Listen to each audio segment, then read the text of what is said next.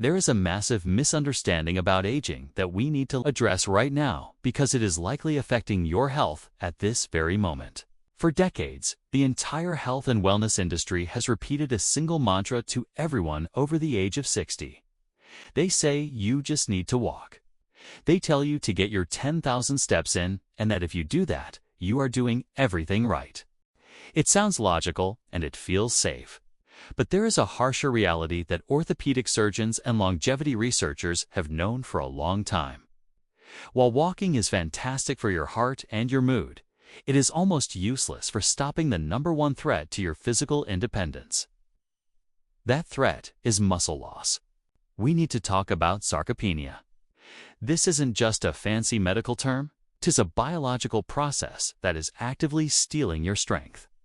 Once you pass the age of 30, you start losing muscle mass. It happens slowly at first, maybe 3 to 5% per decade. But once you hit 60, that process accelerates aggressively. By the time many people reach 70, they have lost nearly a third of their total muscle mass. Here is the problem with walking. It is a low-impact, repetitive motion that primarily uses slow-twitch muscle fibers. These are endurance fibers.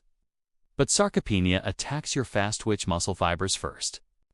These are the strength fibers you need to catch yourself if you trip, to lift a heavy bag of groceries, or to push yourself up out of a deep armchair.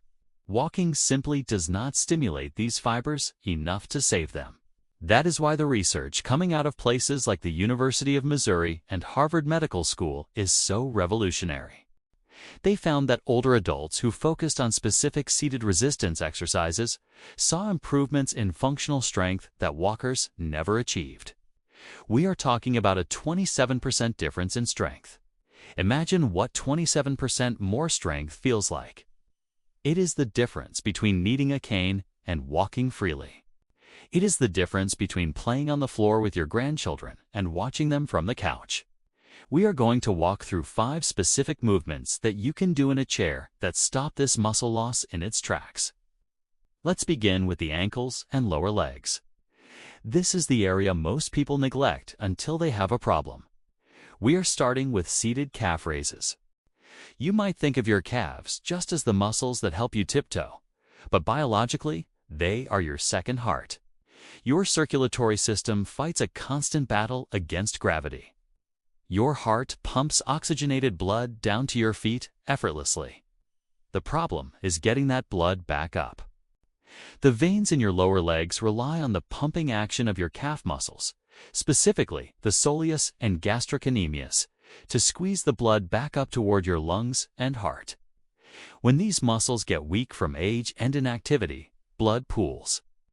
This is why so many seniors suffer from swollen ankles, varicose veins, and the terrifying risk of deep vein thrombosis or blood clots. When you do a seated calf raise, you are manually operating this pump.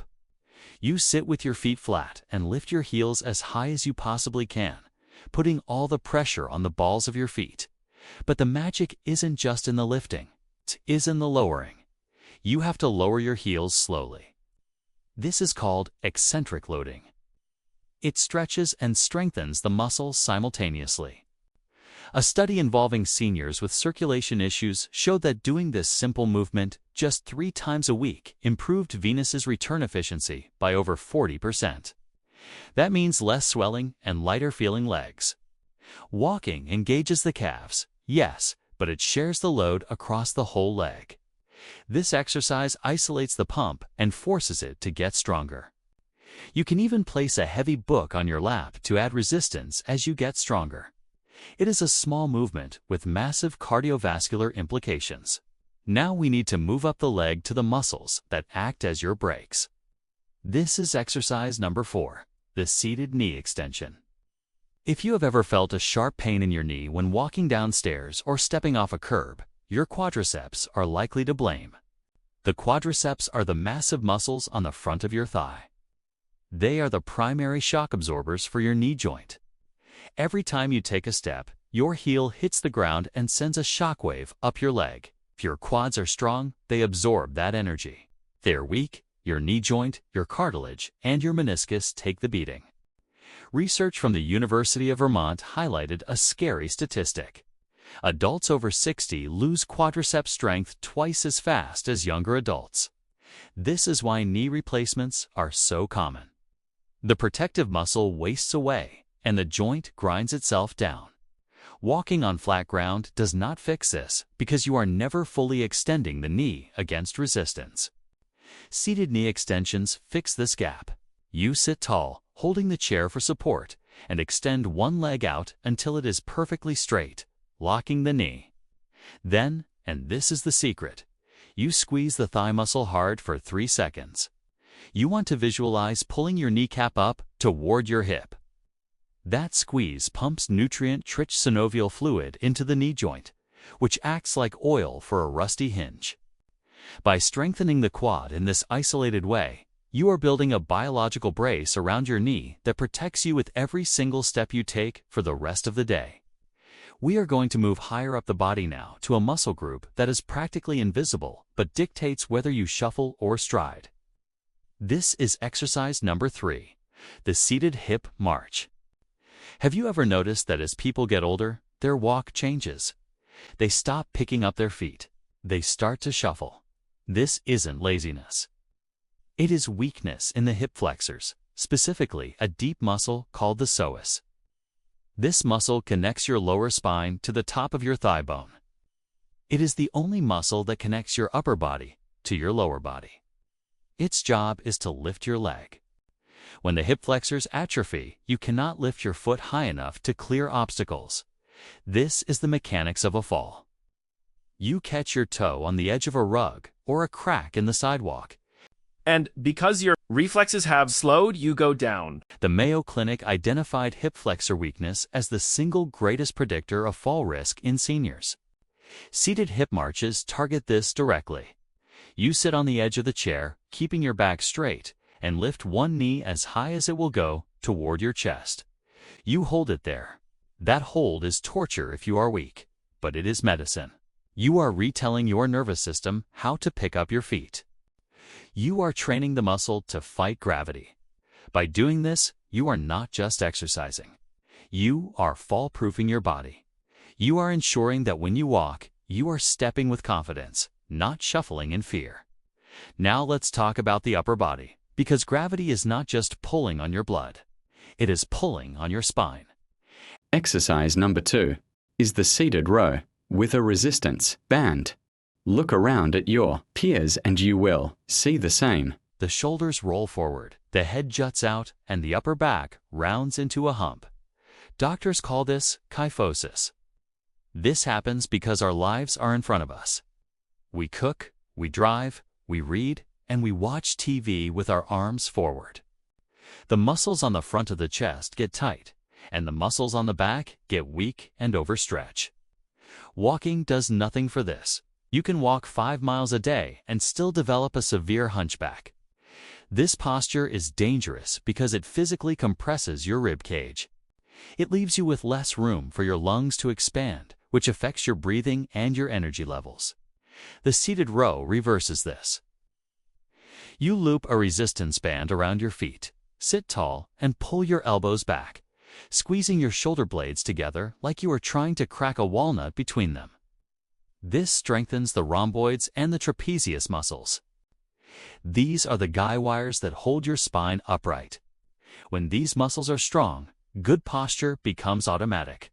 You don't have to think about standing up straight. Your muscles hold you there naturally. This relieves chronic neck pain and opens up your chest so you can breathe deeply again.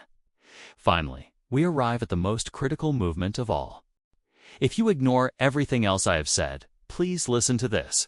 Exercise number 1 is the sit-to-stand squat. This is the king of longevity exercises.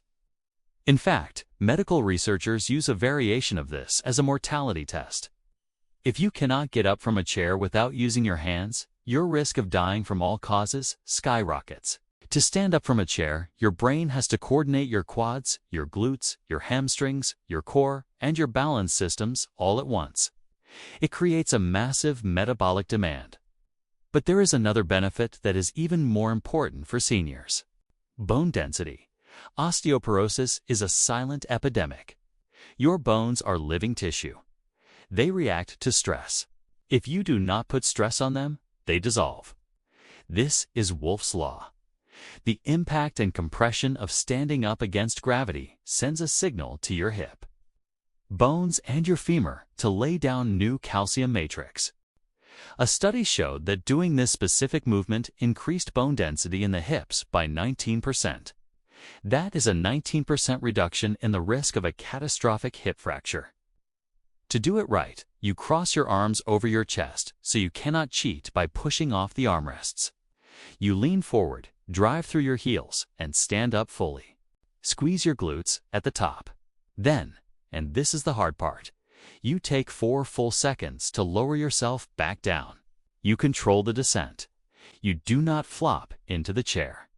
That control is where the strength is built. It is where the bone density is triggered. The beauty of these 5 exercises is that they require nothing but a chair and your commitment. You do not need to drive to a gym. You do not need to buy expensive machines. You are using your own body weight and gravity to rebuild the machinery that keeps you alive and independent. Orthopedic surgeons wish they could prescribe this to everyone before their joints fail. Physical therapists wish people would do these movements before they fall, not after. The narrative that walking is enough is a comforting lie, but it is incomplete. Walking is for your heart and your spirit. These chair exercises are for your structure and your survival. You can start today. You can start with just the calf raises while you watch the news. Then add the knee extensions tomorrow. Build the habit slowly. You are not just exercising. You are fighting for your right to live life on your own terms, to navigate your home without fear, and to enjoy your later years with strength rather than frailty. The science is undeniable.